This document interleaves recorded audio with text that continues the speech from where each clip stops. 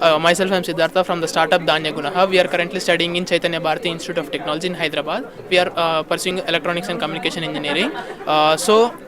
The rice that we consume daily has a fascinating journey from sowing to harvesting, right?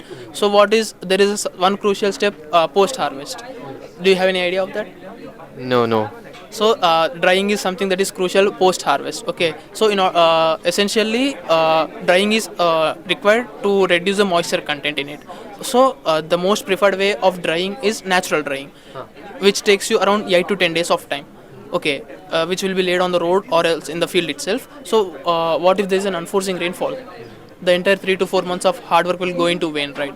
So in order to tackle that problem, we have come up with a compact paddy dryer with real-time temperature and moisture monitoring and a controlled hot air supply. Which costs you 30,000 rupees. Which a small scale farmer can afford for it. So currently we are emphasizing on small scale farmers. We will show you the working of our product.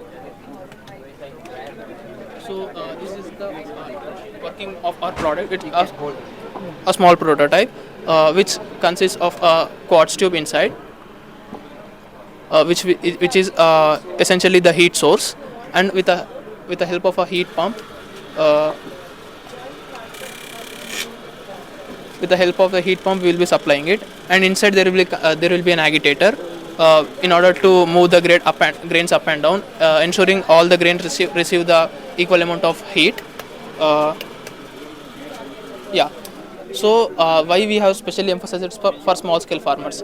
Because in market there are grain dryers which cost you around 2 lakhs to 20 lakhs depending on the capacity.